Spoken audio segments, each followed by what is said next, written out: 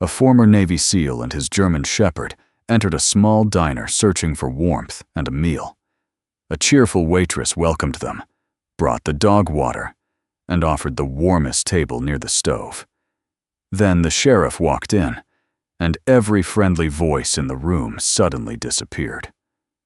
When the sheriff raised his hand toward the waitress, Mason caught his wrist before the blow could land.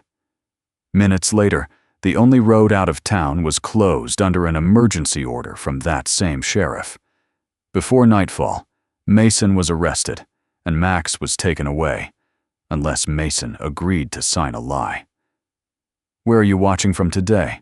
Stay to the end, share your thoughts, and please like and subscribe as we work toward our first 1,000 subscribers. The winter sun made Silver Hollow look warmer than it was. Fresh snow covered the hills and lay in deep white banks along both sides of the highway. But the pavement through town had been cleared well enough for traffic. Under a bright blue sky, the small storefronts and low wooden buildings looked peaceful, almost welcoming. Mason Reed knew appearances could be useful without being true. At 45, the former Navy SEAL had learned to notice what did not fit. In Silver Hollow, the streets were clean, yet very few people were outside. Several businesses were open, but their parking lots were nearly empty. A county snowplow sat beside a fuel station with its amber lights off, although the mountain road ahead had received fresh snow overnight. Mason was not looking for trouble. He wanted a hot meal, a short rest for Max, and reliable information about North Lantern Pass before continuing west. He was traveling to Pine Haven Veterans Mobility Center for a 1-week trial position. The work would involve helping adult veterans learn how to live and train with service dogs. Mason had agreed to 7 days because 7 days did not feel like a promise. If the work proved unsuitable, or if Mason discovered he was no longer useful in that kind of environment, he could leave without becoming part of anyone else's plans. The old injury in his left knee had already taken one career from him. It had ended his time in the SEAL teams before Mason had been ready to admit that his body could no longer meet every demand his mind placed upon it. Since then, Mason had learned how to keep moving. He had not yet learned how to stay. In the backseat of his truck, Max raised his head as they approached an electronic sign near the edge of town. The 6-year-old German Shepherd had a broad chest, amber-brown eyes, and a black saddle stretching across his tan coat. Max had once worked beside Mason in the military. After both retired from service, the dog had been transferred to Mason through the proper channels. Max was no longer military property, and Mason was no longer his handler in an official unit.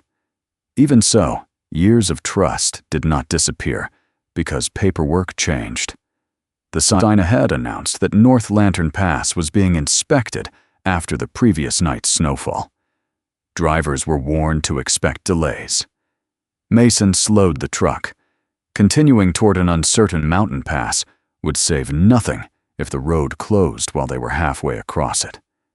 He told Max they would wait for an update, then turned into the parking lot of the Morning Star Diner. Cold air tightened Mason's knee as soon as he stepped from the truck.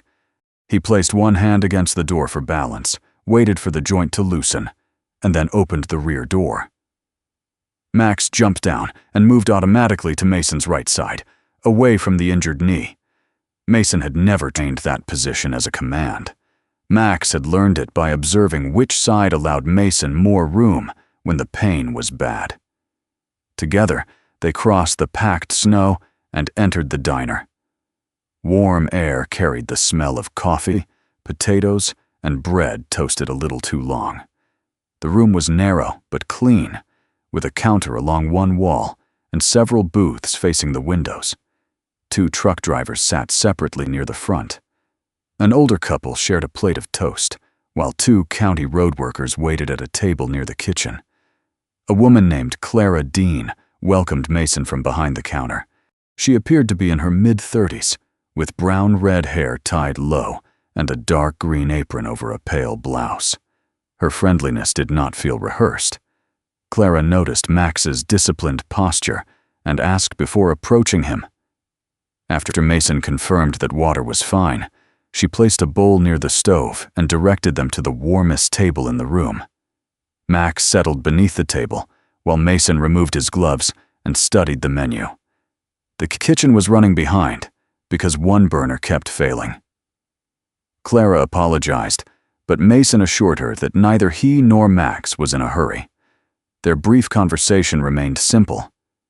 Clara learned that Mason was traveling to Pinehaven for a trial position and recognized the name of the Veterans Center because her brother had once received help there after a serious accident. When Clara asked whether Mason expected to remain at Pinehaven, Mason told her that 1 week would be enough to decide whether the place suited him. Clara paused before answering. She suggested that sometimes a person needed more than a week to discover whether he suited the place. Mason gave no reply.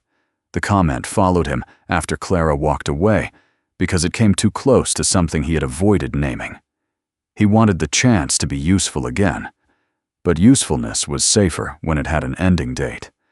A temporary task could not become a home, and a temporary group of people could not expect him to remain. Under the table, Max rested his chin on his front paws. Mason placed 2 fingers against the dog's shoulder. The familiar warmth beneath the short coat steadied him more than he cared to admit. The bell above the entrance rang. Conversation did not stop all at once. It faded in pieces. One road worker lowered his voice. The older man near the window placed his coffee cup down without drinking. Clara turned from the counter, and the open expression on her face disappeared before the newcomer had taken 3 steps inside. The man wore the dark green uniform of the county sheriff.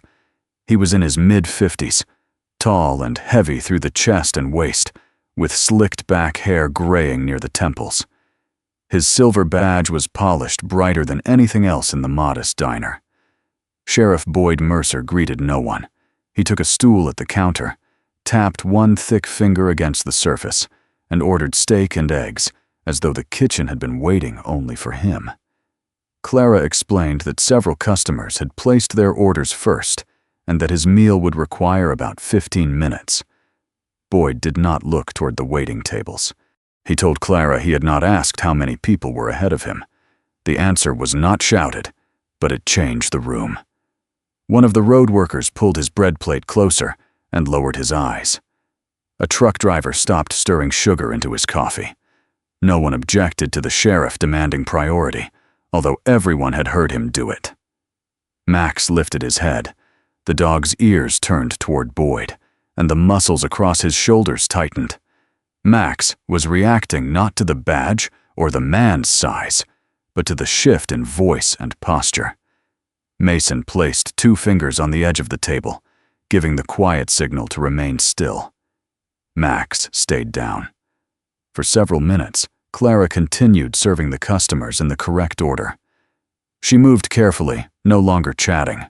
When a plate was ready for one of the truck drivers, Clara carried it away from the kitchen. Boyd turned on his stool and ordered her to put it down. Clara stopped but did not obey. She explained that the truck driver's meal was ready while Boyd's steak was still cooking. Leaving the finished plate near the stove would not make the other food cook faster. Her words were practical, not defiant. Boyd heard defiance anyway. He rose from the stool and walked around the counter. Clara placed the plate before the waiting customer and turned to find the sheriff approaching her. The driver looked down at his meal as if accepting it had made him responsible for what came next. Clara stepped backward, still holding the coffee pot in one hand. Boyd closed the remaining distance and raised his arm. Mason stood. The movement sent a sharp line of pain through his left knee. For half a second, the joint refused to carry his full weight. Mason caught the edge of the table, recovered, and crossed the floor before Boyd's open hand reached Clara. Mason closed one hand around the sheriff's wrist. He did not twist the arm, force Boyd downward, or use enough pressure to injure him. Mason simply stopped the movement and held it there. The entire diner became silent. Mason told Boyd that Clara had answered his question and had given him no reason to touch her. Behind Mason, Max rose from beneath the table and advanced half a step. The dog's attention remained fixed on the raised arm and on Mason's unsteady left leg. Mason called Max by name and ordered him down. Max stopped immediately. He lowered himself to the floor, though his eyes never left Boyd. The contrast was impossible to miss. The dog possessed the strength to act, yet accepted restraint. The man wearing the badge had been given authority, yet treated restraint as an insult. Boyd looked from Max to Mason.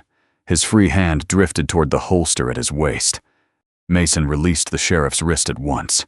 He moved both hands away from his body so every witness could see them clearly.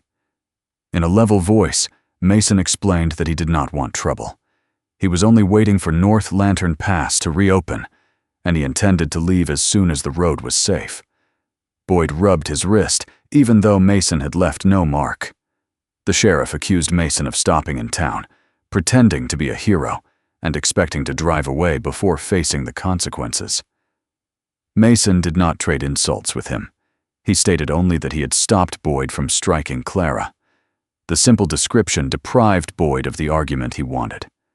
Mason had not threatened him. Max had obeyed the first direct command. Too many people had witnessed the entire exchange for Boyd to invent an arrest without risking immediate contradiction. The sheriff surveyed the diner and saw the same calculation in every lowered face. He warned Mason that visitors did not decide how Silver Hollow operated. Then Boyd turned to Clara and ordered her to deliver his meal to the sheriff's office when it was ready. Clara neither promised nor refused. Boyd left with the heavy confidence of a man who believed departure and defeat were the same thing, only when they happened to someone else. For several seconds after the door closed, nobody spoke. The heater clicked back on. A fork touched a ceramic plate. Max remained on the floor until Mason released him from the command. Clara set down the coffee pot. Her hand was steady, but the color had left her face. She told Mason that intervening had been a mistake. Mason answered that Boyd had been about to hit her. Clara did not disagree. She explained that the sheriff rarely remembered an event the way other people did. He remembered who had embarrassed him, who had witnessed it, and who might need to be taught silence later. Her warning contained no gratitude, but Mason understood why. Gratitude belonged to moments that were safely over. Clara did not believe this one was. Mason paid for the food he had barely touched, and left enough money to cover the coffee pot if it had been dropped. Before leaving, he looked toward the two road workers. Both men avoided his eyes. Outside, the afternoon remained bright. Sunlight reflected from the snow so strongly that Mason had to narrow his eyes. For a moment, Silver Hollow appeared unchanged. Then the electronic sign near the highway switched messages. North Lantern Pass was no longer under inspection. It had been closed under an emergency safety request from the Silver Hollow Sheriff's Office. Mason stood beside the truck and read the announcement twice. A county snowplow entered the intersection, with its amber lights turning. Mason expected the vehicle to continue toward the newly closed mountain pass. Instead, the driver turned onto a private road, leading toward several mountain lodges and a row of storage warehouses. Max remained beside the open rear door, watching the plow disappear between the snow-covered pines. Mason had stopped in Silver Hollow for lunch, warmth, and a road update. He had expected to be gone before the winter light began to fade. Now the office of the man he had just confronted had closed the only practical route forward, while county equipment moved away from the road that supposedly required emergency attention. Max looked up at Mason and waited. Mason rested one hand on the truck door, feeling the cold settle into the metal beneath his palm. "It looks like we're staying a while," Mason told him. Max climbed into the truck without hesitation. Above Silver Hollow, the sky remained clear and bright. But the road out of town had disappeared. Mason did not leave the Morning Star Diner immediately. He sat in the truck with the engine running while warm air moved across his left knee. Max remained in the back seat, watching the intersection through the side window. The county snowplow had already disappeared along the private road, leading toward the mountain lodges and storage buildings. North Lantern Pass was supposedly closed for an emergency, yet the equipment needed to clear. It was moving in the opposite direction. Mason reminded himself that one strange decision did not prove corruption. There could have been another blocked road, a medical call, or a mechanical problem he did not understand. Still, the timing bothered him. Clara had written the name of a nearby store on the back of his receipt before he left the diner. Shaw's Mercantile sold winter supplies, dog food, fuel, and nearly everything else a stranded traveler might need. Clara had also marked the location of a small motor lodge 2 blocks farther south. Mason drove there first. Shaw's Mercantile stood at the corner of the main road and a narrow service lane. 2 fuel pumps sat beneath a metal awning, while bags of road salt were stacked beside the entrance. The front windows were crowded with hand tools, work gloves, and faded advertisements for hunting equipment. The moment Mason stepped from the truck, his knee reminded him that the rest inside the diner had not solved anything. The joint felt swollen beneath his cargo pants. He shortened his stride and allowed Max to walk close on his right. A brass bell sounded as they entered. The woman behind the counter looked up from a box of invoices. Mabel Shaw was 67, broad through the shoulders, with silver-gray hair tied into a short braid. Reading glasses rested on top of her head, and a heavy ring of keys hung from one side of her canvas apron. Mabel's eyes moved first to Max, then to Mason's uneven step. "Clara sent you," she said. Mason confirmed that she had. He explained that he needed food for Max, something to keep his knee warm, and a place to stay until North Lantern Pass reopened. Mabel did not ask how the injury happened. She came around the counter, selected a reusable heat pack, and led Mason to a shelf of support braces. She told him the cheapest brace would do little against swelling. The better one cost more, but it would keep the knee stable on ice. Mason chose the better one. Mabel watched him place it beside 2 bags of dog food. "You travel like a man who plans to leave before anything wears out," she observed. Mason said he only needed enough supplies for a few days. Mabel's expression suggested she had meant something beyond the dog food, but she let the subject go. When Mason asked how long the pass normally took to clear, Mabel said the county road crew could open it within several hours if a plow was actually sent there. Her hand stopped over the cash register. Mason noticed the pause. He also noticed an invoice lying among the papers Mabel had been sorting.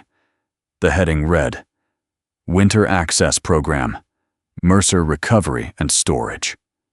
The listed charge was large enough to be more than a routine towing fee. Mabel saw where Mason was looking and placed another sheet over the invoice. The movement was not quick enough to appear secretive, but it was deliberate. She explained that many local businesses paid Mercer Recovery for priority winter access. When heavy snow came, the company promised to keep delivery lanes open and respond quickly to stranded vehicles. Mabel did not call the arrangement illegal. She said only that businesses which declined the program often waited longer than everyone else. Before Mason could ask another question, the bell sounded again. A thick-set man wearing a county road jacket entered, carrying an empty antifreeze container. He was 58, with short gray hair, a square weathered face, and a gray mustache. A radio remained clipped to his left shoulder, identifying him as more than an ordinary driver. Mabel introduced him as Calvin Ross, the road crew supervisor for White Cedar County. Calvin looked at Mason's unfamiliar truck through the window, then at Max. His manner was not hostile, but it carried the caution of someone who had learned to measure every answer before giving it. Mason asked whether Calvin knew when North Lantern Pass would reopen. Calvin explained that the sheriff's office had submitted an emergency report involving several stranded vehicles and possible avalanche movement. Under county procedure, Calvin had redirected equipment while waiting for a safety assessment. That answer established something important. Boyd Mercer did not control the snowplows directly. Calvin did. However, emergency reports from law enforcement received priority, especially when lives might be at risk. Mason told Calvin he had driven near the pass less than an hour earlier. Mason had seen fresh snow, but no stranded vehicles, no rescue activity, and no signs of a slide. Calvin's eyes moved toward Mabel. The road supervisor said conditions could change quickly in the mountains. He also made clear that he could act only on the reports entered into the county system. Mason understood the boundary Calvin was drawing. Calvin was responsible for moving the machines, but he was not accepting responsibility for the truth of Boyd's report. Before leaving, Calvin collected antifreeze and signed for the supplies. His signature was neat, but his hand remained on the pen longer than necessary. Mason looked again at the covered invoice on Mabel's counter. A public road was closed. A public snowplow had been diverted. A private company carrying Boyd Mercer's family name charged local businesses for access during winter. None of those details proved a crime by themselves. Together, they created a question Mason could no longer dismiss. Mabel gave him the address of the motor lodge and advised him to park near the office, where the ground received more salt. Mason thanked her and carried the supplies outside. The winter sun had shifted lower, casting long blue shadows across the parking lot. Several customers had arrived while Mason was inside. Calvin stood near his county truck, loading the antifreeze behind the seat. Mason opened the rear door and stored Max's food. A patrol vehicle entered the lot. Boyd Mercer parked beside Mason's truck in a way that partially blocked the driver's door. The sheriff stepped out wearing the same polished badge and dark uniform. He appeared calmer than he had inside the diner, which made Mason more cautious rather than less. Boyd said he needed to confirm that Max legally belonged to Mason. Mason retrieved a folder from the locked compartment behind the passenger seat. He showed Boyd copies of the transfer document, current vaccination record, and county registrations from Mason's home address. Boyd barely examined them. Instead, he suggested Mason's vehicle might contain restricted military equipment that had not been properly declared. Mason asked whether Boyd had a warrant or a specific reason to believe such equipment was inside. The sheriff had neither. Boyd answered by saying cooperative people usually had nothing to hide. Mason closed the folder and returned it to the truck. "If you believe a law has been broken, follow the process," Mason said. "I won't interfere with that." The statement was calm. It also denied Boyd the voluntary search he wanted. Mabel came outside carrying 2 cups of coffee. She offered one to Boyd and reminded him that Mason was only a traveler stranded by the road closure. Her attempt gave Boyd a simple way to end the confrontation without losing face. He refused it. Calvin remained beside the county truck. 2 customers stood near the fuel pumps, pretending to study the prices. Boyd now had an audience again, and Mabel's intervention had made it clear that the audience did not automatically belong to him. The sheriff stepped closer to Mason. Boyd accused him of creating problems in every place he stopped. Then Boyd grabbed the front of Mason's field jacket and pulled him away from the open truck door. Mason's left boot landed on a thin patch of ice hidden beneath loose snow. The leg slipped forward. His injured knee folded under his weight, and a burst of pain drove the breath from his chest. Mason caught the side of the truck before falling completely, but he could not straighten fast enough to protect himself. Boyd removed the baton from his belt. Max stood on a short leash at Mason's right side. The German shepherd saw Mason lose balance, saw Boyd advance, and saw the raised object in the sheriff's hand. Max moved before Mason could give a command. The dog crossed the small space between them and drove his shoulder into Boyd's hip. Max did not leap, bite, or seize clothing. The impact, combined with the icy ground, knocked Boyd backward into the snow beside the curb. Max remained between Boyd and Mason for less than a second. "Max, down." Mason's voice was strained by pain but clear. Max immediately lowered his body to the ground. His ears remained forward and his eyes stayed on Boyd, yet he made no further movement. Boyd rose onto one elbow and drew his sidearm. Mabel stopped several feet away. Calvin did not approach, but he raised both hands where Boyd could see them. The customers near the pumps backed toward the store. Boyd shouted that Mason had ordered Max to attack a law enforcement officer. Mason knew any sudden movement could endanger the dog. He remained against the truck, one hand supporting his injured knee and the other held away from his body. From that position, Mason saw a small red light glowing beneath the rearview mirror. The dash camera was still recording. He said nothing about it. Mabel moved close enough to speak without raising her voice. She reminded Mason that the store had a rear exit leading to the service lane. For one moment, escape was possible. Mason could have reached the back door with help. The service lane opened onto another county road, and Boyd was still recovering from the fall. But running would allow Boyd to claim Mason had fled after ordering an attack. Worse, Boyd might decide Max was an immediate threat and act before anyone else arrived. Mason stayed where he was.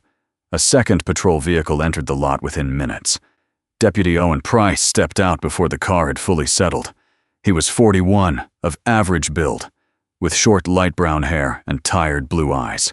His uniform was neat, and the body camera centered on his chest began recording before he approached anyone. Owen did not accept Boyd's accusation without looking at the scene. He saw Max lying in the snow under Mason's command. He saw that Boyd's uniform was wet, but not torn.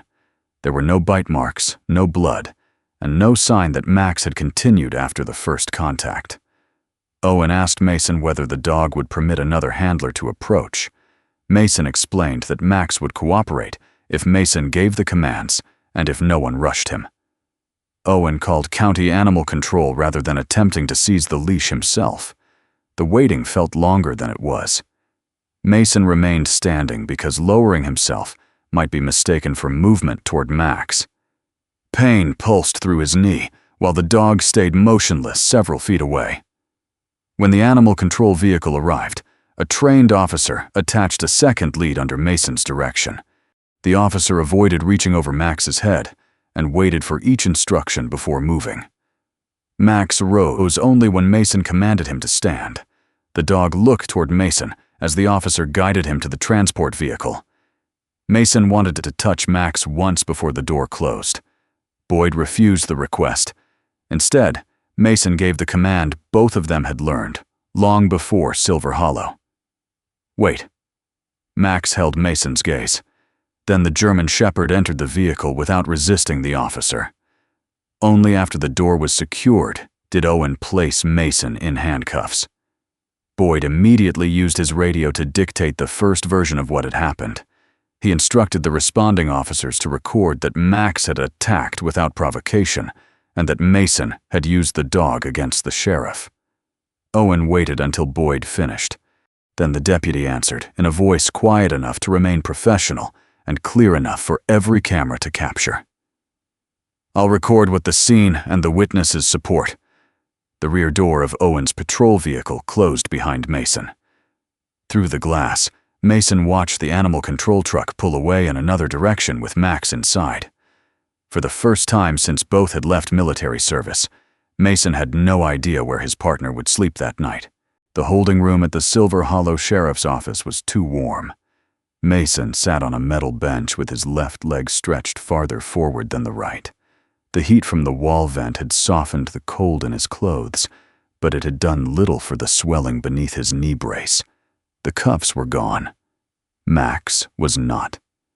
That absence mattered more than the locked door. Mason knew the dog had been taken by County Animal Control rather than left with Boyd Mercer. He also knew that a correct procedure could still be twisted later if the first report described Max as an uncontrolled attack dog. A false sentence could travel farther than the truth that followed it. Deputy Owen Price entered carrying a camera, an evidence ruler, and several forms on a clipboard. He had removed his winter coat. Without it, Mason could see how carefully Owen wore his uniform. Every item had a fixed place, from the pen in his left pocket to the body camera still centered on his chest. Owen explained that he needed to document Mason's condition before the swelling changed. Mason stood when instructed, using the wall for support. Owen photographed the left knee from several angles, the salt stains on Mason's pants, and the place where Boyd had grabbed the front of his field jacket. He recorded the time allowed before every group of photographs. The process contained no comfort, but it contained order. For Mason, that was enough to keep listening. Owen asked Mason to describe the commands given to Max at the store. Mason answered carefully. Max had moved without being ordered after Boyd pulled Mason off balance and raised the baton. Mason had then commanded Max to lie down. The dog had obeyed immediately. Owen repeated the answer back in plain language to make sure the record was exact. "You did not give an attack command," Owen said. "I did not." The exchange ended there. Owen did not promise that the statement would clear Mason. He simply wrote it down. He next asked whether Max had ever been cited, quarantined, or reported for aggressive behavior. Mason told him the answer was no.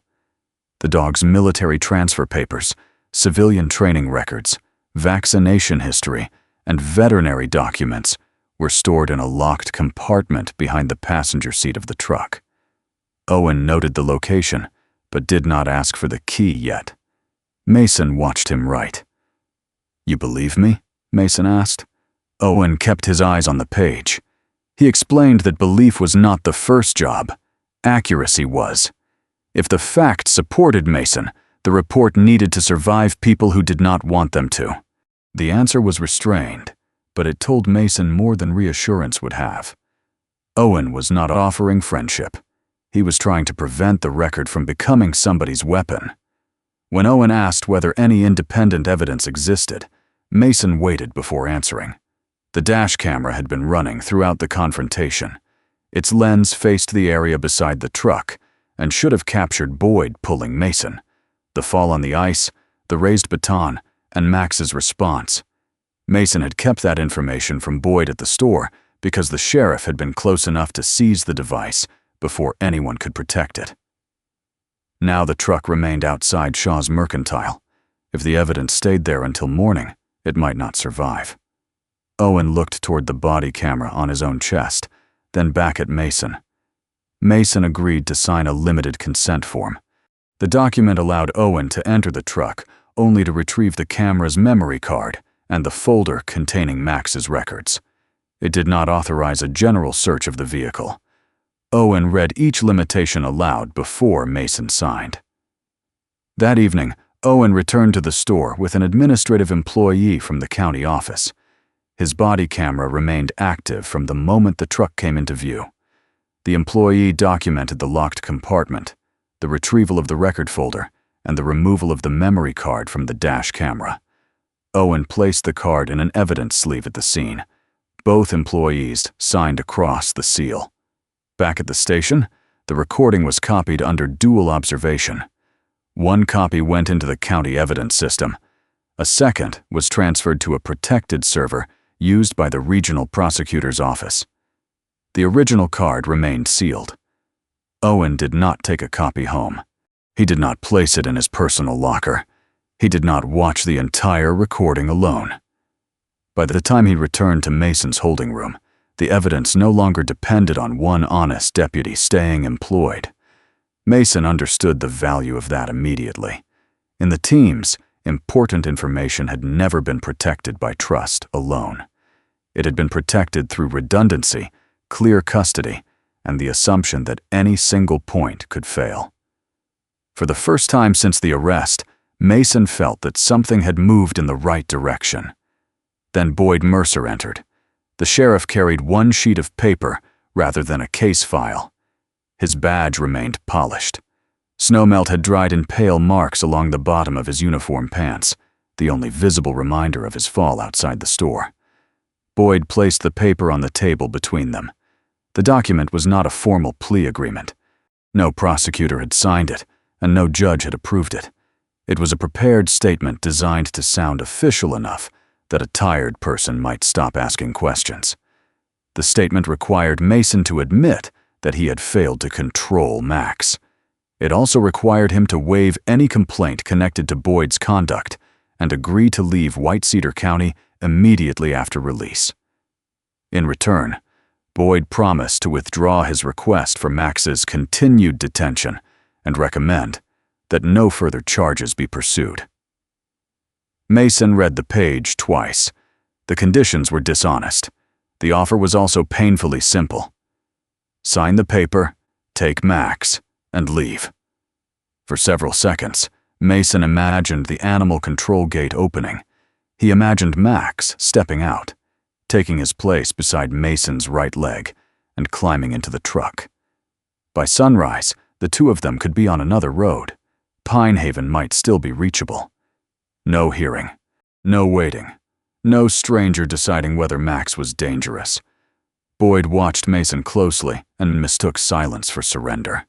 The sheriff said the statement gave Mason a way to protect the dog from consequences that could become permanent. That part was true, but not in the way Boyd intended. Owen stood near the wall. He did not tell Mason what choice to make. He only explained what the written admission could do after Silver Hollow. A county in another state might use it during a licensing review. An insurance company might treat Max as a known risk. A future complaint, even a weak one, could be judged against Mason's signed admission that he had once lost control. Boyd could release Max tomorrow and still leave the dog carrying a false history for the rest of his life. Mason looked down at the signature line. The fastest way out had always appealed to him. Complete the task. Reduce the immediate danger. Move before anyone could build an expectation around his presence. But this was not only about leaving. It was about what followed Max after they were gone. Mason slid the paper back across the table without signing it. Boyd's expression did not change immediately. The anger appeared first in the set of his jaw, then in the way his fingers pressed against the edge of the page. Mason told the sheriff that he would not place a lie in Max's record. Boyd gathered the document and left without another threat. The quiet departure felt less like restraint than a promise that other pressure would follow. Later that night, Owen drove to the county animal control facility to verify Max's intake record.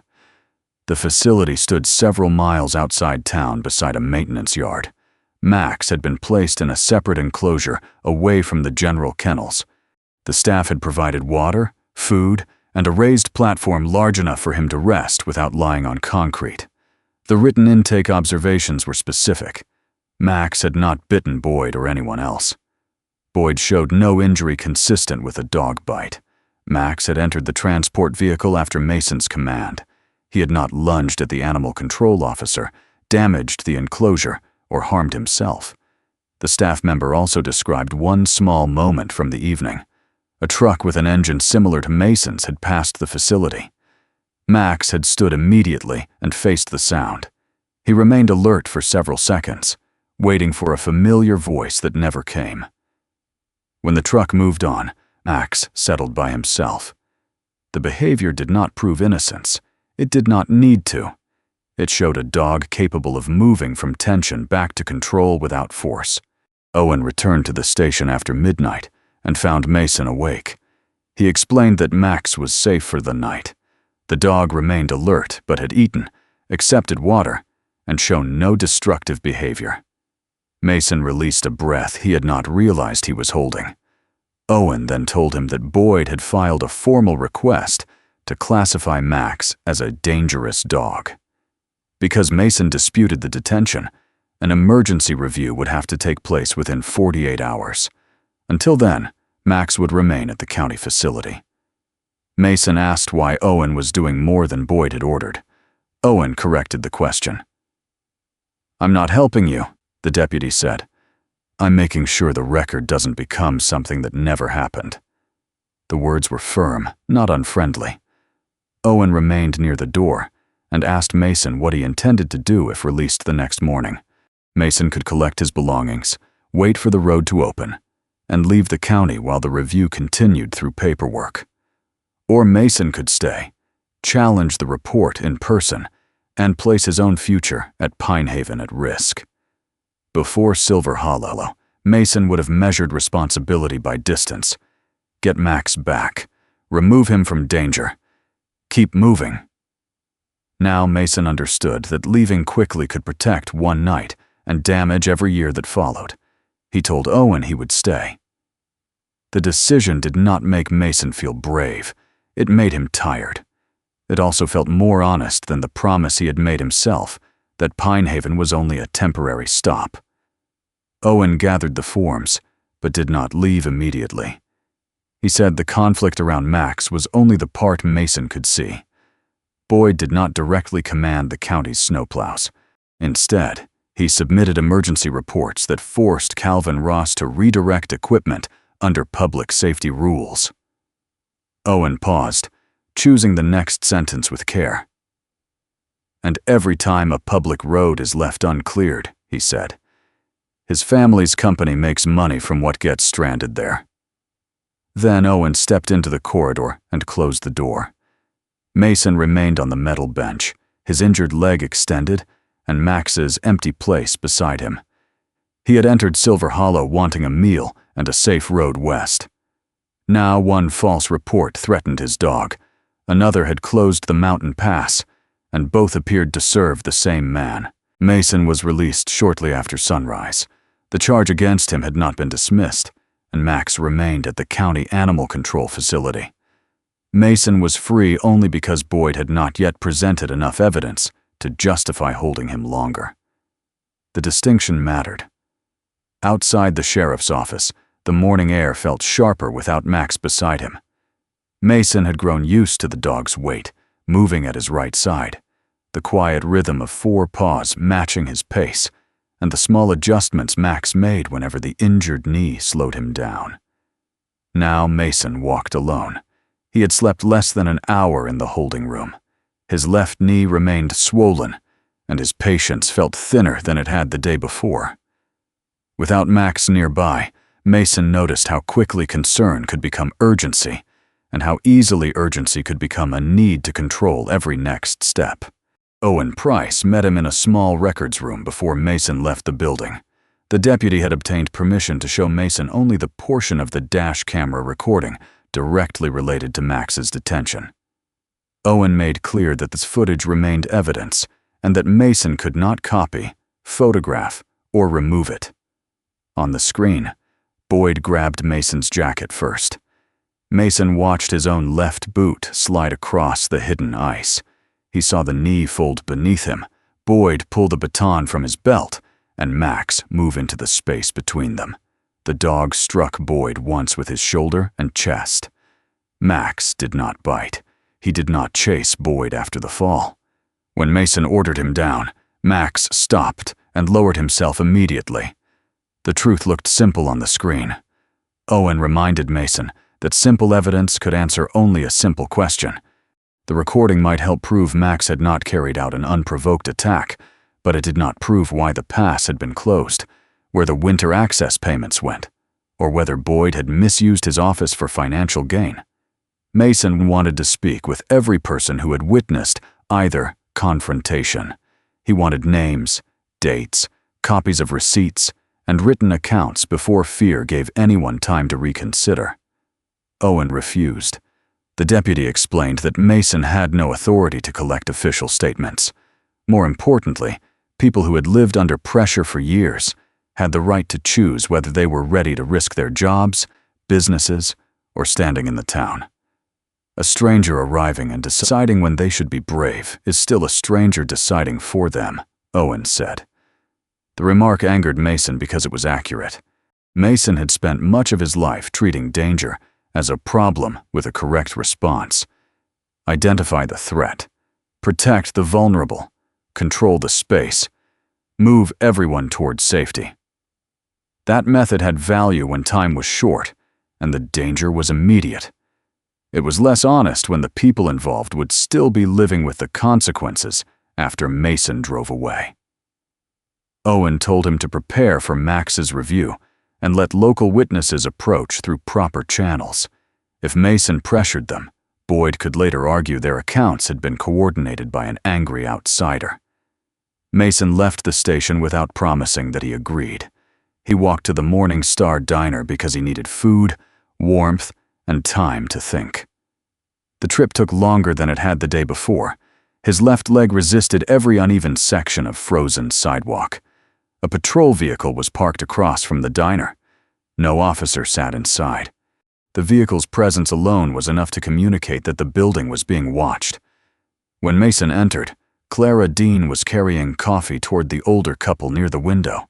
She saw Mason, hesitated, then directed him to an empty booth without the warmth she had shown on his first visit. Max's absence was obvious. Clara looked once toward the door, as if expecting the German shepherd to follow, but she did not ask where the dog was.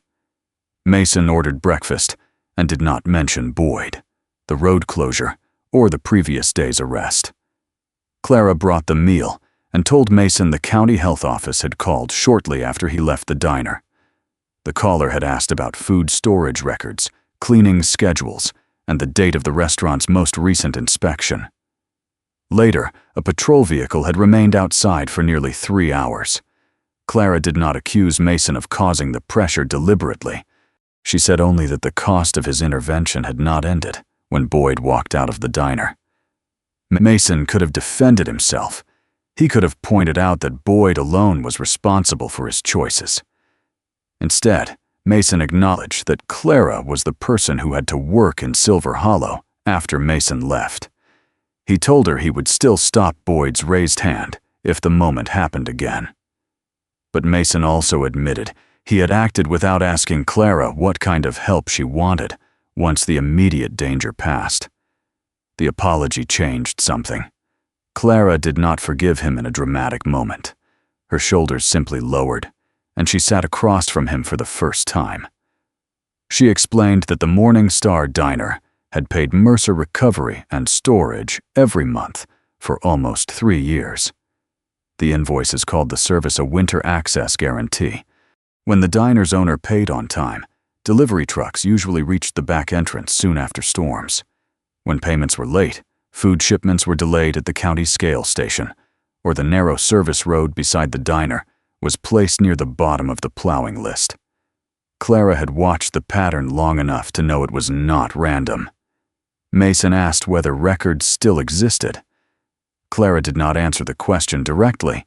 Instead, she said she would speak only through a protected process and wanted Owen to arrange the meeting at the County Witness Assistance Office, where the statement could be documented and where Boyd would not control the room. Mason agreed. He did not ask Clara to give him a receipt, photograph, or written note. That restraint required more effort than the apology. Before Mason left, Clara placed a fresh cup of coffee on the table without charging him. It was not gratitude. It was a sign that she no longer viewed him as another man making choices over her head. At Shaw's Mercantile, Mabel had already begun making a choice of her own. The older shopkeeper locked the front door for 10 minutes and led Mason into a small office behind the stockroom. A metal filing box sat on the desk. Inside were invoices from Mercer Recovery and Storage, dating back 2 years. The charges varied depending on the season, but each document used the same language: guaranteed winter access, priority delivery clearance, and emergency roadside availability. Mabel explained that the company belonged to Boyd's younger brother. The arrangement had never been openly described as mandatory. Businesses were simply shown what happened when they refused. One winter, Mabel had delayed payment. The next fuel delivery remained outside town for nearly a day, while Boyd's office claimed the service road had not been cleared for heavy vehicles.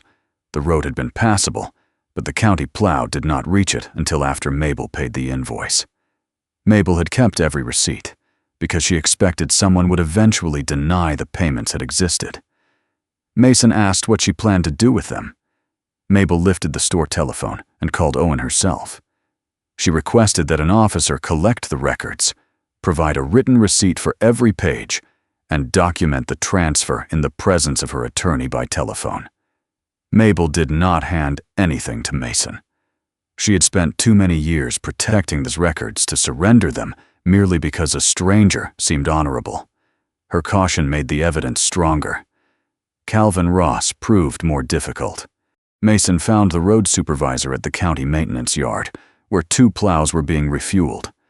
Calvin's reflective winter jacket made him easy to identify among the mechanics, but his attention remained fixed on a clipboard when Mason approached. Calvin repeated that Boyd could not command the road crew directly.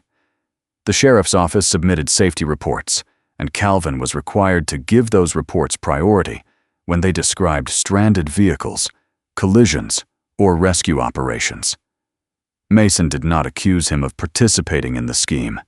He asked how often emergency reports had redirected equipment shortly before Mercer Recovery appeared on the same road. Calvin stopped writing. For months, he admitted, Boyd's reports had pulled plows away from public routes. The family towing company then collected stranded vehicles, charged storage fees, or sold winter access contracts to businesses wanting faster service. Calvin had suspected the pattern. He had remained silent because the reports carried Boyd's authority, and because one real accident after Calvin ignored a warning could destroy his career. His fear had not been imaginary. It had simply protected the wrong person. Owen arrived at the maintenance yard before Calvin decided what to do. The deputy explained that the county system retained the original submission time for each emergency report, the identity of the user who filed it, and the time Calvin changed the plow schedule. The data could prove what Calvin had been told and when he acted. Calvin would not have to rely on memory alone. That assurance changed his decision. Calvin agreed to provide the dispatch logs and identify reports that did not match the actual road conditions his crews later found. He did not describe himself as brave. He admitted he should have asked harder questions months earlier.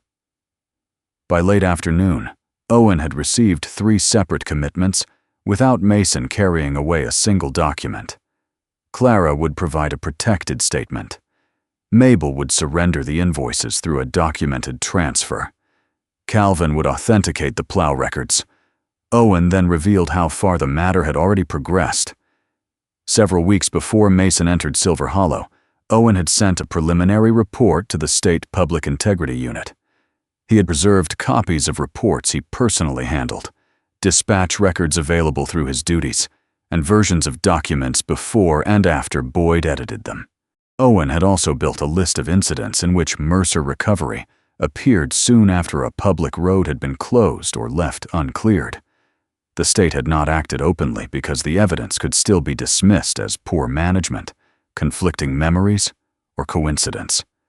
What had been missing were local witnesses willing to attach names to the pattern and financial records connecting the road decisions to the private company. Clara, Mabel, and Calvin had begun filling those gaps. Mason realized then that he had not started the resistance in Silver Hollow. Owen had acted before Mason arrived. Mabel had saved evidence before she knew Mason existed. Clara had remembered every delayed delivery. Calvin had carried doubt beneath every order he followed. Mason's presence had not created their courage. At most, it had changed the moment when each person chose to use it. Owen also brought a brief update from the animal control facility. Max had completed the first stage of observation. The dog accepted food on command, allowed water to be placed through the safety opening, and remained alert without reacting excessively when uniformed staff passed the enclosure. The report offered no dramatic reunion and no guarantee. It told Mason only that Max was still doing what he had been trained to do, remained steady until the situation changed. Mason wished he could say the same about himself. That evening, he returned to the motor lodge with a heat pack wrapped around his left knee and an empty space beside the bed where Max should have rested. Owen arrived shortly before dark, carrying 1 page in a plain county envelope. The deputy explained that Boyd had ordered him to deliver it. Owen had recorded the transfer in his report, but had not helped prepare the document. The page offered the same escape Boyd had described before, now with a deadline. If Mason signed an admission that he had lost control of Max and agreed to leave White Cedar County, Boyd would withdraw his request to continue holding the dog. The signature line waited at the bottom. So did the words. Response required by 9 o'clock tomorrow morning. There was no confrontation in the room. Boyd was nowhere nearby. Only Mason, Owen, the unsigned pitch, and the silence left by Max's absence. Mason had spent the day learning not to choose courage for other people. Now the next choice belonged entirely to him. The unsigned statement remained on the motel table long after Owen left. Mason sat beside it with a heat pack wrapped around his left knee. The room was quiet except for the old heater and the occasional movement of tires on the road outside. Boyd's offer promised an immediate answer to the problem Mason cared about most. If Mason admitted that he had lost control of Max, Boyd would withdraw the dangerous dog request, recommend that the prosecutor pursue no further charge, and allow both of them to leave White Cedar County. None of those promises carried the force of a court order. Boyd could recommend an outcome, but he could not control every decision that followed. Even so, Mason believed Boyd could probably deliver the one thing that mattered before morning. Max could be released. For years, Mason had measured responsibility by the danger closest to him. Protect the person beside him. Finish the immediate task. Move before hesitation created a second problem. By that measure, the answer seemed obvious. Sign the page. Get Max out. Leave Silver Hollow before Clara, Mabel, Calvin, or Owen paid a greater price for Mason's presence. But the statement would not disappear after they crossed the county line. It would describe Max as a dog Mason had failed to control. Another county could use it during a licensing review. An insurer could treat Max as a known threat. A future complaint might be judged against a false admission Mason had signed willingly. Mason could protect Max from one more night in a kennel by placing a permanent weakness in the dog's record. The choice felt less like freedom the longer Mason considered it. That evening, Owen arranged a brief visit at the county animal control facility. Mason was not allowed inside Max's enclosure or close enough to make physical contact before the formal evaluation. He could stand only beyond a marked line outside the secure yard. The facility was quiet when Mason arrived. Snow had begun falling in small, dry flakes that collected along the wire fencing. Max heard Mason before he saw him. The German Shepherd rose from the raised platform inside the enclosure and moved toward the front. Max did not bark, strike the gate, or pace.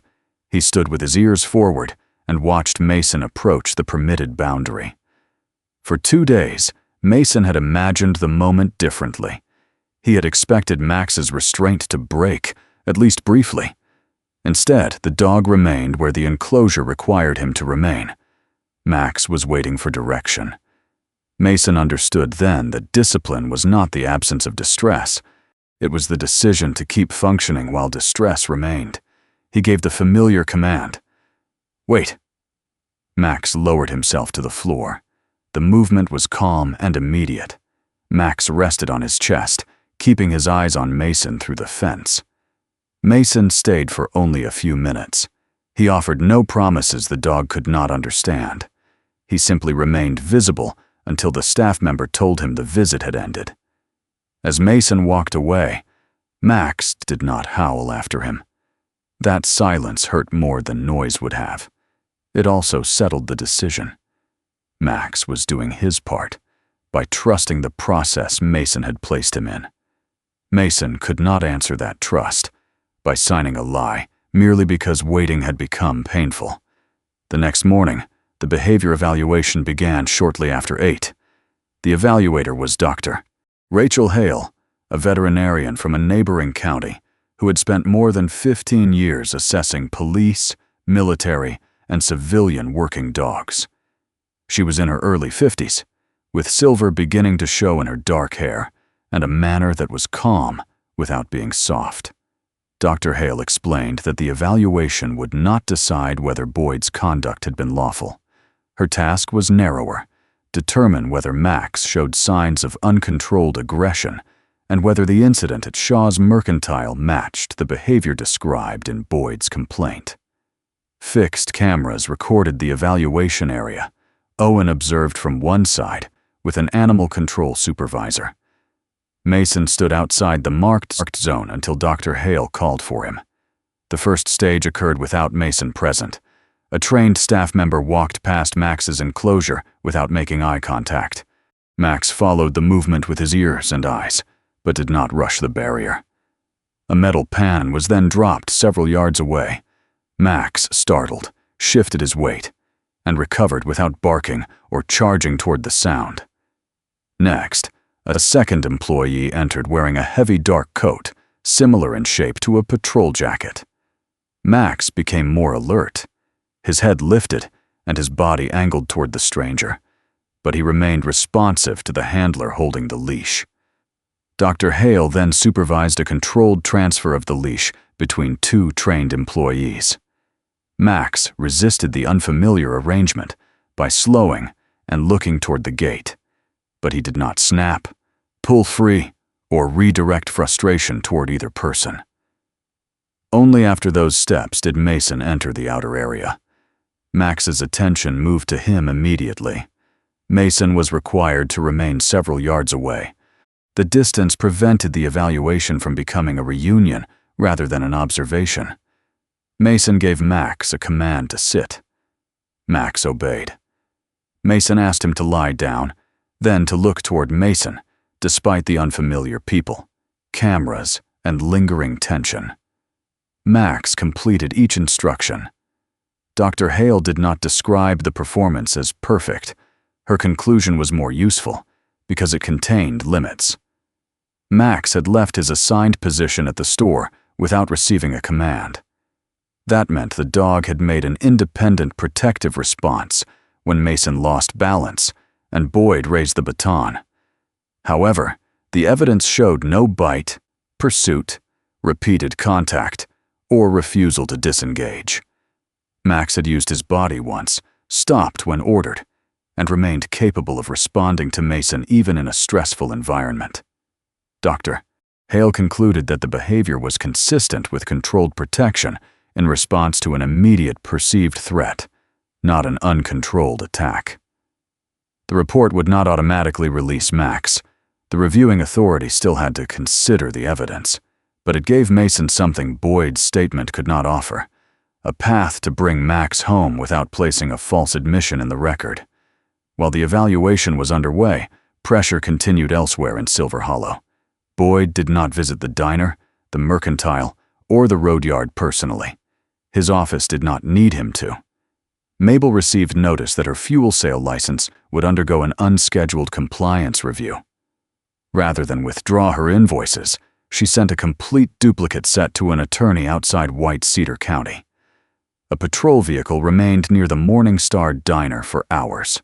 Clara also received a telephone call suggesting that public accusations against law enforcement often led to more frequent inspections.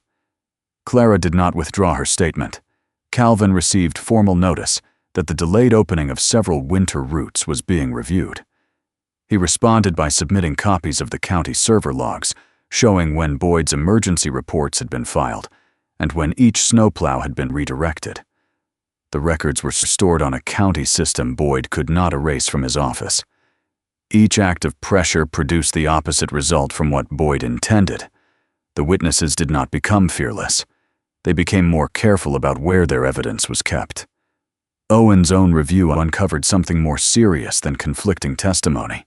The original arrest report had stated that Boyd drew his baton before Max moved between the men.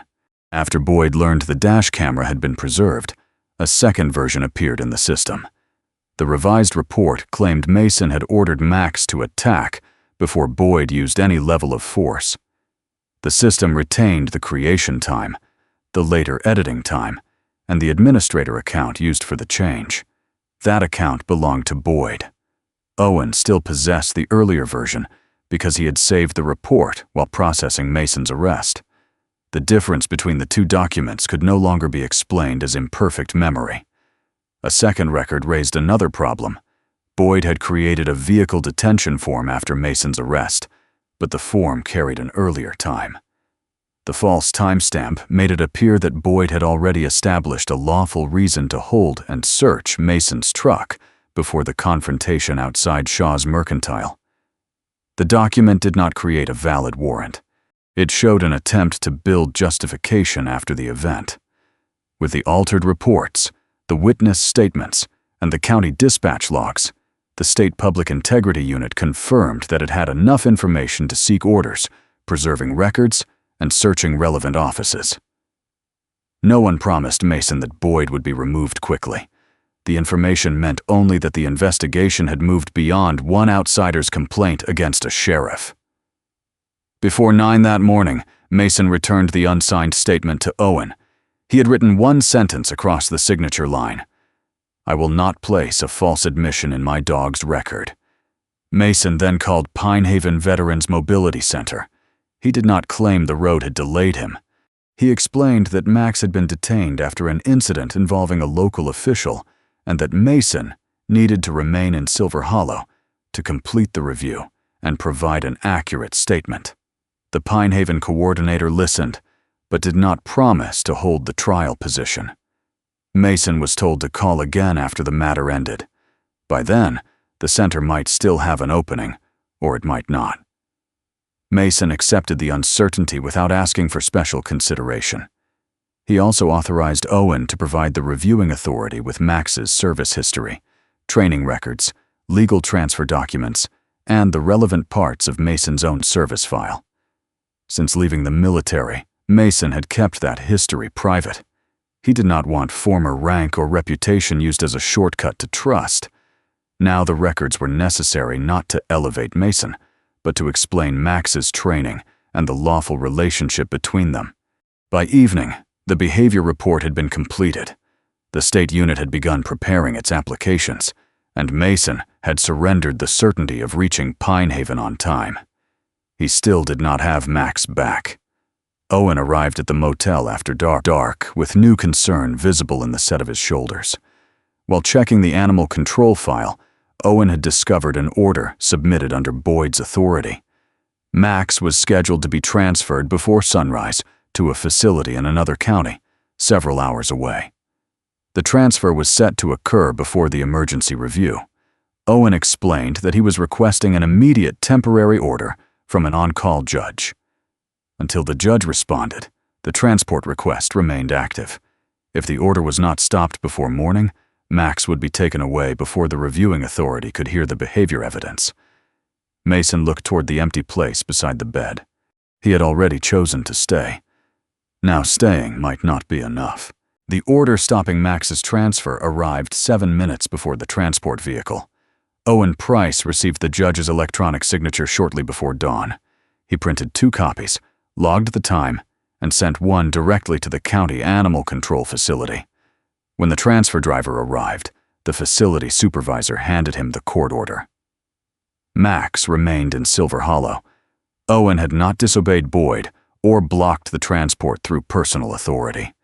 He had used the emergency review process to preserve the subject of the hearing until a judge could examine the evidence. For Mason, those 7 minutes separated uncertainty from one more chance. Fresh snow had fallen overnight, closing the county courthouse and making travel from the regional seat unsafe. The hearing was moved to the Silver Hollow Administrative Hall, where a judge would participate through a secure video connection. The building usually hosted permit meetings and winter planning sessions. That morning, folding tables divided the room into clear areas for the participants, witnesses, and county staff. The hearing had a narrow purpose. The judge would decide whether Max qualified as a dangerous dog, whether continued detention was necessary, and whether Boyd's original description of the incident had been accurate. The larger corruption investigation would not be tried there. Mason arrived wearing clean work pants, a dark blue-gray shirt, and a brown canvas jacket. His left knee remained braced beneath the fabric. He carried no medals, photographs, or stories from his service. Max's transfer documents and training history were already part of the record. Mason intended to rely on facts rather than reputation. Boyd entered in full uniform. The sheriff's badge remained polished, and his sidearm rested at his hip. Until another lawful order removed his access, Boyd still held authority over the Silver Hollow office. Clara, Mabel, and Calvin sat near the back of the room. None of them was there to testify about the entire winter access scheme. Their statements had been collected separately for the state investigation. Their presence carried a simpler meaning. They had not withdrawn those statements. When the judge appeared on the screen, the room settled into silence. Boyd presented his complaint first. He described Mason as an angry outsider who had refused a lawful request and used a former military dog to threaten an officer. According to Boyd, Max's training made the dog more dangerous, not less. He argued that any animal capable of knocking down a grown man should remain under county control. The judge then asked Mason for his account. Mason did not describe Max as harmless. He did not claim the dog had remained perfectly still throughout the encounter. He stated that Max had left his assigned position without a command after Boyd pulled Mason off balance and raised a baton. Max had used his shoulder and chest to block Boyd. Mason had not given an attack order, and Max had stopped immediately when commanded to lie down. Admitting that Max moved independently was not the easiest version of the story. It was the true one. The dash camera recording was played next. The video showed Boyd gripping Mason's jacket. It showed Mason's left foot sliding on the ice and his injured knee folding beneath him. Boyd then removed the baton and advanced. Only after that movement did Max enter the space between the two men. The impact knocked Boyd into the snow, but the dog did not bite, seize clothing, or pursue him. Max lowered himself at Mason's first direct command. The audio captured Boyd accusing Mason of ordering an attack. It also captured Mason instructing Max to remain down. The intake report from animal control followed. The document confirmed that Boyd had no injury caused by a dog's teeth. Max had entered the transport vehicle under Mason's command, had not lunged at staff, and had shown no destructive behavior during detention. Dr. Rachel Hale then explained her independent evaluation. The veterinarian did not praise Max as flawless. She stated that the dog's decision to leave position without a command required continued civilian training. Military working environments and public civilian spaces did not always demand the same threshold for independent action. However, Dr. Hale also found no evidence of uncontrolled aggression. Max had reacted to a direct perceived threat, made one physical intervention, and stopped when instructed. During the evaluation, Max had remained responsive around strangers, sudden noise, unfamiliar handlers, and clothing similar to a patrol uniform. Dr. Hale recommended that Mason continue reinforcing the hold position command in public settings and maintain complete training records. The recommendation gave the judge a practical safeguard without supporting Boyd's claim. After reviewing the video, intake report, service records, and evaluation, the judge rejected the request to classify Max as a dangerous dog. Continued detention was no longer justified. Max would be returned to Mason under ordinary leash requirements, with the additional expectation that Mason follow Dr. Hale's training recommendation. The decision did not declare Max perfect. It declared Boyd's description unsupported. Mason remained seated for several seconds after the ruling. Relief did not arrive as triumph. It arrived as the simple knowledge that Max would leave through the same door as he did.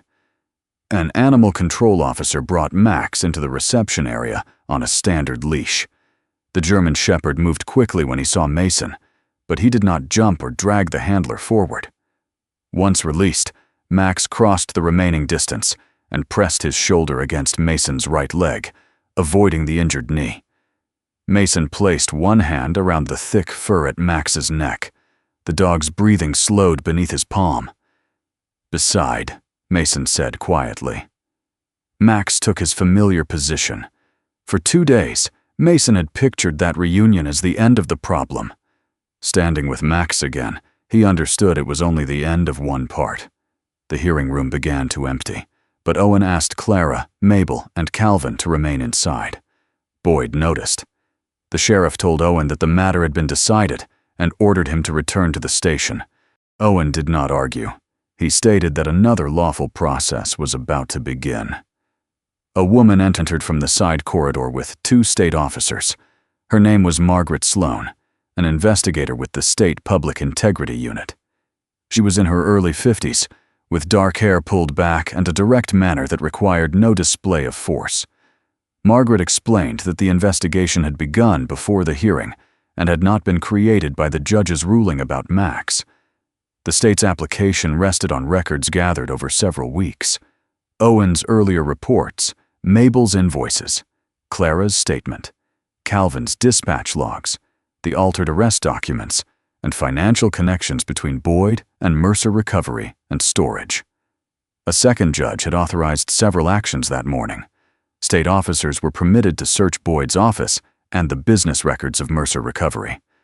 County servers, administrative accounts, and dispatch records were placed under preservation orders. Boyd was prohibited from contacting named witnesses or accessing law enforcement data connected to the investigation. A temporary administrative order transferred daily control of the Silver Hollow station to a qualified commander from a neighboring county. Margaret did not announce that Boyd had been convicted or permanently removed from office. She informed him that his access was suspended while the orders were carried out. Boyd's face reddened as he listened. He turned toward Owen and demanded that Clara and Mabel be detained for taking confidential county property. Owen stated that neither woman had taken protected county records. Clara had given a witness statement. Mabel had surrendered invoices belonging to her own business through a documented evidence transfer. Calvin's dispatch records had been provided from systems he was authorized to use. The sheriff's command, therefore, had no lawful basis. For years, Boyd had relied on people obeying first and asking questions later. This time, the question had already been answered before he gave the order. A state officer requested Boyd's service weapon, access card, office keys, and county-issued phone. Boyd refused at first, insisting that only county authority could remove them. Margaret read the relevant section of the judicial order and gave him another opportunity to comply. The room remained still. No one shouted. Mason did not move toward Boyd, and Max stayed beside Mason's right leg. Boyd finally removed the weapon and placed it on the table. He surrendered the keys and access card one item at a time. The polished badge remained on his shirt, but it no longer opened the doors he controlled. When Boyd attempted to return to the station, the state officers blocked his path. Margaret informed him that evidence involving altered reports and possible witness interference required him to remain available for a judicial appearance. He was not struck, pushed to the floor, or humiliated before the town. Boyd was escorted from the building under controlled supervision, while officers secured the office and computer systems. As Boyd passed Mason, Max watched him. The dog's ears shifted forward, but his body did not leave position. Mason gave a quiet reminder to stay beside him. Max looked back at Mason and continued walking. That small response carried more meaning than any display of force could have. Owen had not defeated Boyd alone. He had preserved records, reported through proper channels, and allowed an independent authority to act. Clara had chosen not to withdraw her statement. Mabel had protected her invoices beyond the reach of one office. Calvin had accepted responsibility for his earlier silence and authenticated the dispatch history. Mason had protected Max, but he had not rescued the entire town. The people who lived there had opened the second door themselves. By late afternoon, county officials placed the Winter Road system under temporary external supervision. Calvin was instructed to review North Lantern Pass using documented weather and road conditions rather than unverified emergency claims. A public notice announced that the pass would be inspected the next morning and reopened if conditions allowed. The criminal investigation remained unfinished. Searches still had to be conducted, records compared, and financial links proven. No one in the administrative hall mistook a beginning for a final judgment. Mason and Max stepped outside together. Fresh snow brightened the street, and the cold air caught in Mason's lungs. Clara, Mabel, Calvin, and Owen emerged behind them, each carrying a different part of what had happened. Mason looked down at Max. "This time, it wasn't only us," he said. Max could not understand the full meaning of the words. The German shepherd simply slowed his pace and remained beside Mason's right leg as they walked away from the hall. The morning after Boyd Mercer lost access to the sheriff's office, Silver Hollow did not wake as a different town. It woke as the same town with fewer excuses. The sky had cleared during the night. Sunlight spread across the fresh snow, revealing roads, roofs, and fences that had been hidden by the storm. At the county maintenance yard, Calvin Ross posted the road crew's schedule where the public could see it. Every emergency request now required a location, a verified hazard, and the name of the person who confirmed it. A sheriff's badge alone would no longer move a snowplow away from a public road. Calvin led the first inspection team toward North Lantern Pass. He did not treat the trip as an act of redemption. He checked fuel levels, reviewed the weather report, and assigned each driver a section of road. The work was ordinary, which was exactly what it should have been. The inspection found no major avalanche. Wind had pushed snow across 2 exposed turns, and 1 narrow section required additional clearing. The crew estimated the pass could reopen before noon. That news moved quickly through Silver Hollow. Relief did not erase uncertainty. Several business owners worried the investigation would frighten away winter visitors. Some residents still avoided saying Boyd's name. Calvin knew every decision he had made under Boyd's reports would now be reviewed. Owen Price understood that some deputies might never forgive him for cooperating with the state. Nothing had become simple. At the Morning Star Diner, Clara Dean tied on her dark green apron and began another shift. A traveler who had just arrived asked to be served before 2 road workers because he was in a hurry. Clara listened, then calmly explained that the kitchen would prepare each order in the sequence received. She did not apologize. The traveler complained under his breath, but returned to his table. Clara's hands remained steady as she carried coffee to the next booth. She had not stopped being afraid of consequences. She had simply stopped allowing fear to answer every question for her. Across town, Mabel Shaw removed the Winter Access Program advertisement from the front window of Shaw's Mercantile. The paper had faded around the edges after years of sunlight. Mabel could have torn it apart or thrown it into the stove. Instead, she placed it inside a file folder with a copy of the state investigator's receipt for her invoices. For Mabel, keeping the notice was not a way of holding on to anger. It was a refusal to let the town forget how easily an ordinary-looking program had been used to control ordinary people. Owen spent the morning under the supervision of the temporary commander sent from a neighboring county. He was not promoted. He was not congratulated by the department. He submitted his notebook, copied reports, and access records for independent review.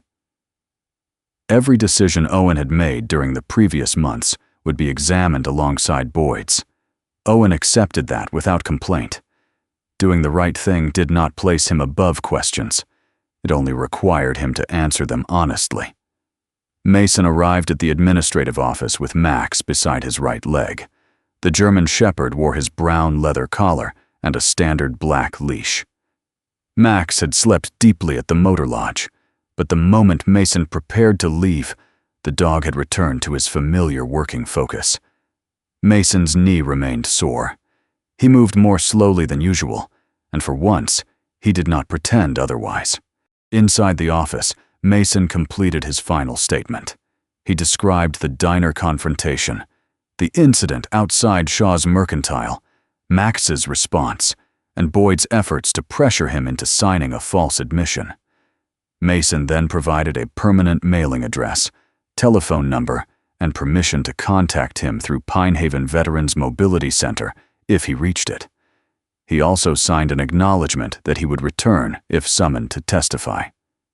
At the beginning of the journey, Mason had treated responsibility as something with a short boundary. Stop the danger. Make certain the person beside him could stand. Leave before the temporary obligation became permanent. Now Mason was giving people a way to find him months later. Owen reviewed the contact page and thanked Mason for not striking Boyd in the diner or outside the store. The deputy understood how different the case might have become if Mason had answered humiliation with force. Mason told Owen that restraint had not always come naturally. Years of working with Max had taught him that strength meant very little without the ability to stop. He then acknowledged something else. If Owen had not preserved the records, if Clara had not given her statement, if Mabel had not saved the invoices, and if Calvin had not authenticated the road logs, Mason would have accomplished very little. He might have prevented one slap. He could not have repaired the system alone. Owen did not disagree. He reminded Mason that preventing the first blow still mattered, because someone had needed to interrupt the moment long enough for other choices to become possible. Mason carried that thought with him when he returned to the Morning Star diner. Clara was clearing a table near the window. Max settled beside Mason, while Clara brought coffee without asking whether he wanted it. For the first time since Mason entered Silver Hollow, the patrol vehicle across the street was gone. Clara thanked Mason for catching Boyd's wrist before he struck her. Mason did not dismiss the gratitude, but he placed the moment where it belonged. He explained that he had created only a few seconds in which the immediate harm stopped. Clara had decided what happened after those seconds. Clara considered that before answering. Sometimes, a few seconds are enough to remember. You still have a choice, she said. The statement required no further conversation. There was no promise that Mason would return for another meal. Clara did not ask him to stay, and Mason did not mistake respect for the beginning of something else. They had helped each other reach the other side of one difficult moment. That was enough. Before leaving, Mason stopped at Shaw's Mercantile to thank Mabel. She had already returned to counting inventory and complaining about a supplier who had sent the wrong size heater filters. Mabel told Mason the pass would open soon and advised him to buy fuel before the delivery trucks arrived. Her concern sounded practical rather than sentimental, which suited both of them. At 11:40, the county posted the official notice. North Lantern Pass was open. Mason could have left immediately. Instead, he parked near the beginning of the mountain road and waited. The first vehicles through were not tourists or officials. They were 2 delivery trucks carrying food, heating supplies, and medicine for businesses on the far side of the pass. Calvin's lead plow came down first. The road supervisor stopped briefly and confirmed that both lanes were safe, though drivers should reduce speed near the upper turn. Mason watched the delivery trucks begin the climb. No one had asked him to remain. Max had been returned. His statement was complete, and the road ahead was open. Still, Mason waited until the final truck disappeared safely beyond the first bend. The choice was small, but it marked a difference. Mason no longer believed responsibility ended the instant the immediate danger was removed. He returned to the truck and called Pinehaven. This time, Mason did not ask cautiously whether the trial position might still be available. He told the coordinator he wanted the work if the center remained willing to give him the opportunity. He also told the truth about his limitations.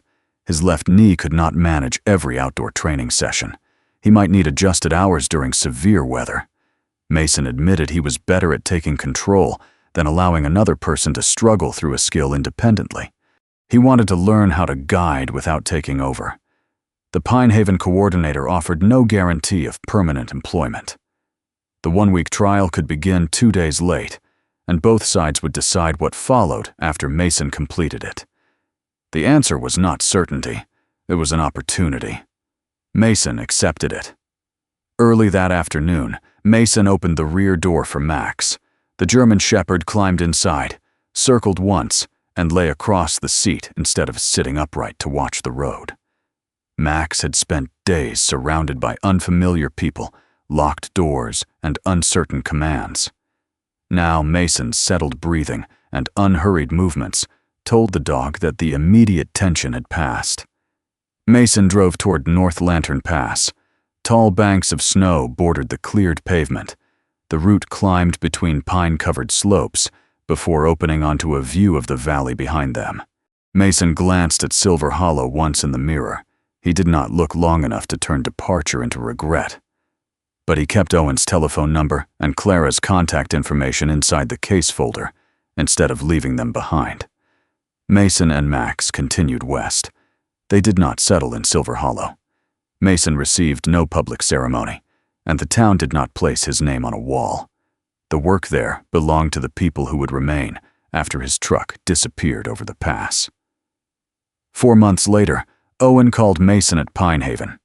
By then, winter had begun loosening its hold on the lower roads. Mason had completed his trial week and remained at the center under a modified schedule that respected his knee.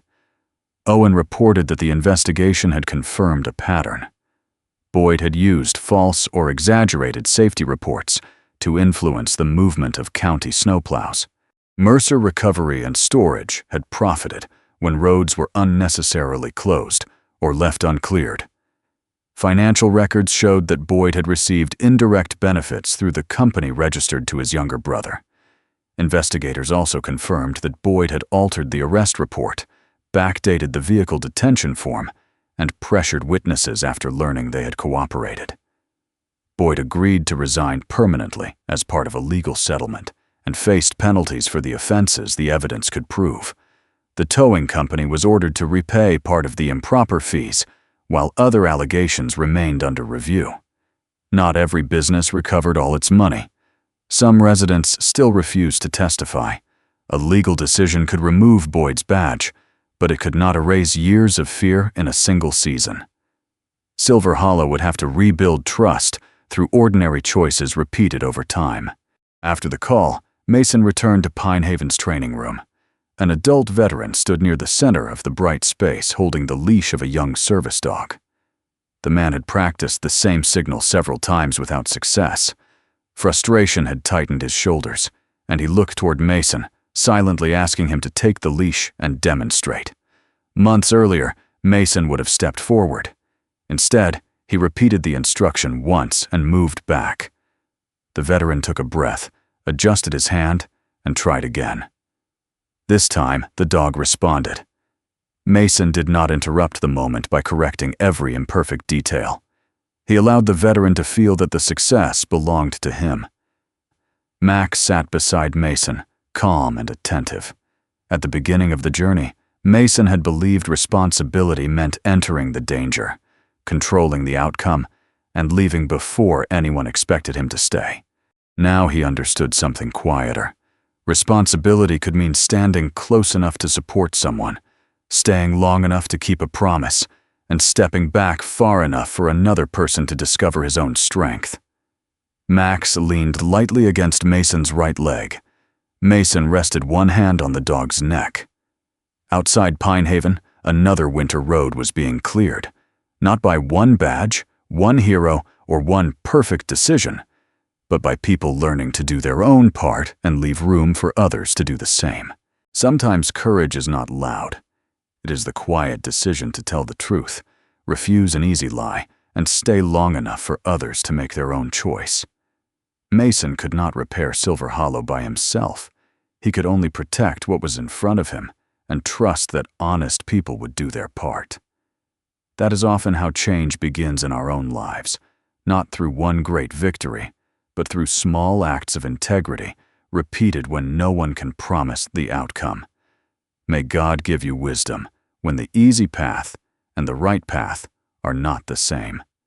Tell us what choice in this story meant the most to you. Please share your thoughts in the comments and subscribe for more stories about loyalty, courage, and second chances.